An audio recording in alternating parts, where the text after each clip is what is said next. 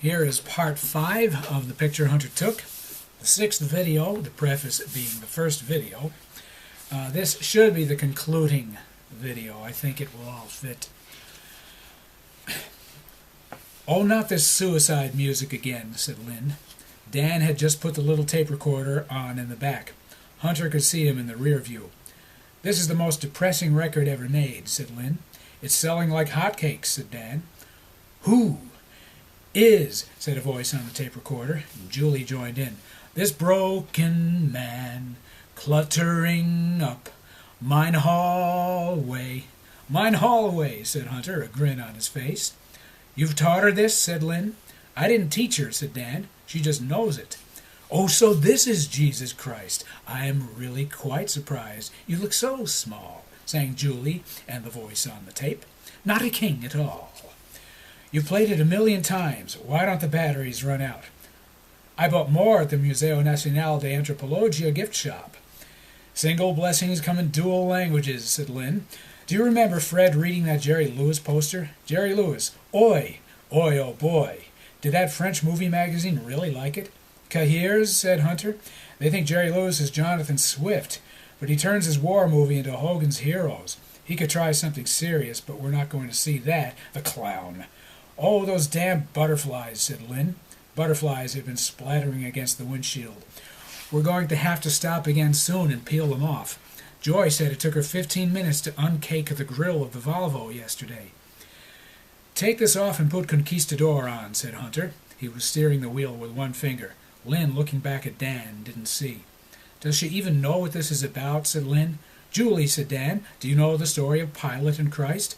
"Hosanna, hey," sang Julie. "Zanna, Zanna, Zanna, ho. Zanna, hey, Zanna, ho. Zanna." "Julie," said Lynn, "do you remember Dog Island?"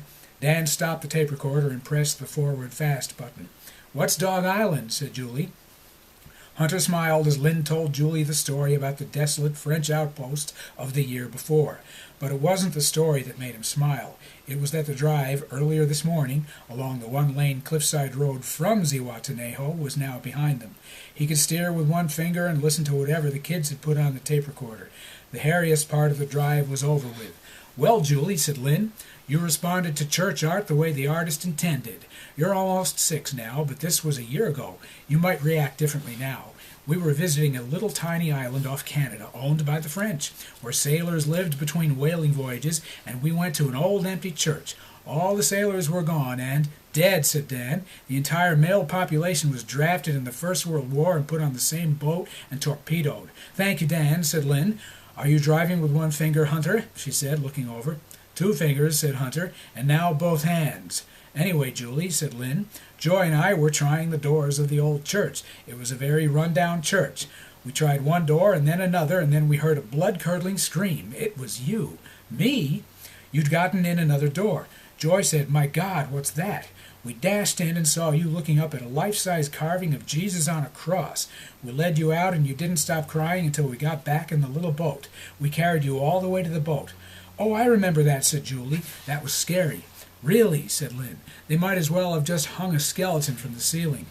Church music began coming from the tape recorder. "Whiter shade of pale," exclaimed Hunter. "I turned a whiter shade of pale driving on the road to Zihuatanejo. And you know what Courtney turned after seeing the bill from Sotavento? A paler shade of white. Ba-boom, went the tape recorder. Conquistador. Ba-boom, went the skylark." The farmer's face, under the straw hat, had the paranoid look, softened into weariness, seen in many Rivera portraits. This is what Hunter thought in the first split second. The man was looking at the car and holding a stick. The burro's hooves were in the air. "Shut it off," said Lynn. "Shut it off." She grabbed the tape recorder from Dan and tried to get the machine to stop. She pulled the reel off, but the tape kept playing, curling unguided onto the front seat. "Conquistador, your stallion stands," sang the singer. "Lo siento," said Hunter, getting out of the car. The farmer kept staring at the burro. Hunter couldn't tell if it was going to get up. He didn't see blood. He didn't see a dent in the car, but he didn't look too long at the car. The farmer said something. Maybe it was the burro's name. The burro tried to stand. Hunter noticed the Weems's car coming around the bend and slowing down. He saw Joy's expression through the windshield. He heard the music stop. Dan had the tape recorder in his hands and was sitting back in his seat. Lynn was looking straight out. Bill looked calm. He could faintly hear Julie saying, "What happened?" The farmer took the stick and placed it under the burro's body. The burro rolled a bit and started getting up. The farmer prodded one of its back legs. The burro was standing now. Hunter hoped the car was all right, but he watched the burro. The man saw Hunter watching the burro. Then he shouted at the animal, and it followed him, haltingly, across the road into a field. Hunter stood there. Courtney Weems was walking toward him. They stood there together. "I don't know if I'm supposed to just drive off," Hunter said. He'd taken a pen out of his shirt pocket. "It's a blind turn," said Courtney. "Did he ask you to wait?" Hunter clicked the pen and put it back in his pocket. "You were going too slowly, Hunter," Courtney said. Hunter could not think that. He looked at the front of the car and saw only a slight dent in the fender. "Let's hope to God this starts," he said, getting in the car. The engine started. The Skylark was on its way, the Weems's Volvo behind. "Is the donkey all right?" said Julie. "I hope so," said Hunter. He kept both hands on the wheel for the next 2 hours, navigating dirt roads like this one, and then the superhighway, a vision before his eyes of a farmer, timeless in his toil, urging his beast on to its work in front of oncoming cars. He fought against the idea until the moment they pulled into the El Mirador. As the kids swam in the vast connecting pools and Lynn napped, Hunter sat under an umbrella looking at the sunset. Two thoughts were in his head all that night, the next day, and into that night as he sat once again in the movie theater in Laredo. The foreign journey ended. Had he been going much faster, the burro would have had visible injuries. And was it possible the farmer had walked his burro into the path of the Skylark knowingly? No, carelessness was responsible. Maybe the farmer had been careless. That didn't matter. What mattered was what any court of law, had there been a court, would see. The tourists had hit the work animal of a man of the soil. But Courtney had said, "You were driving too slowly." Did he mean too slowly to fall into the trap, or too slowly to have hurt the animal?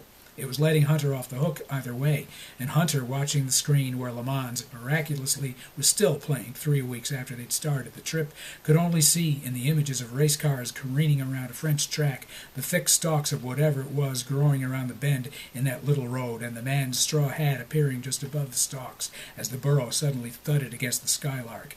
Ignoring the voices commenting on the power of the race cars on the screen, Hunter thought, Sanborn was right. Customs had been horrible on the way back. They took 45 minutes picking through the vehicle. They even asked Dan what was on the broken tape. "Music," Dan had said. Music of the imperial powers reveling in the Quixote motif. "Conquistador, your stallion stands," or stance, and the mock church organ of whiter shade of pale would not have gone over well with the old women in shawls kneeling on the steps of the Metropolitan Cathedral, the same women selling little packs of gum from dawn to dusk in Nuevo Laredo.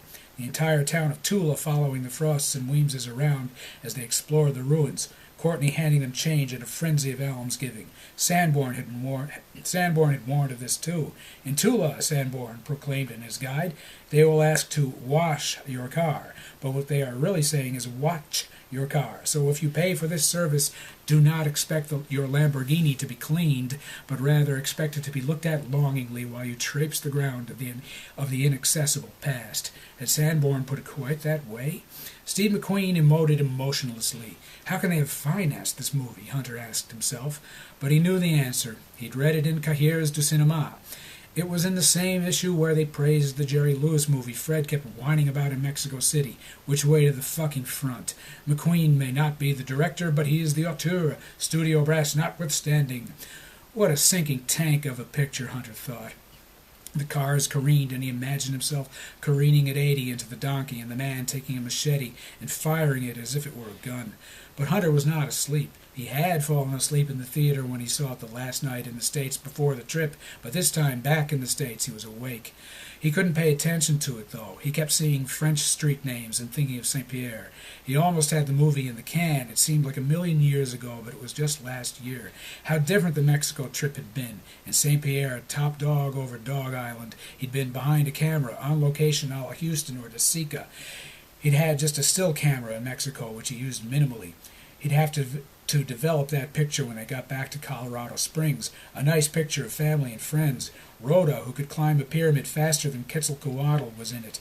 Courtney, who'd been in the movie, improvising, was in it. And all the kids in Lynn standing before the primitive work of the Concord. And all the kids in Lynn sitting in the station wagons as he tried talking to the farmer, who seemed to think the collision with the burro was just an aggravation. He'd been about to write the man a check. Weems's words kept coming back. You were going too slowly. Steve McQueen put his helmet on. Hunter stared, unseeing, picturing the farmer tending to the wounds of the burro. Did he wind up shooting it? Was it perfectly fine? At least people could see McQueen's disaster. Apparently they wanted to in Laredo, Texas at least. The movie Hunter directed, wasn't going to be seen. Courtney's scene was filmed for naught. Come to think of it, thought Hunter, I spent 2 years on that film. The St. Pierre trip, two-legged, having taken place over the summers of 1969 and 70, had involved much thought and heart. It was the heart that Quetzalcoatl wanted. Rhoda had heart, taking the kids to all the touristy places Lynn and Hunter, Joy, and Courtney didn't want to see. She took the kids to Sanborn's, the Howard Johnsons of the Socalo. Sanborn's inauthentic cuisine.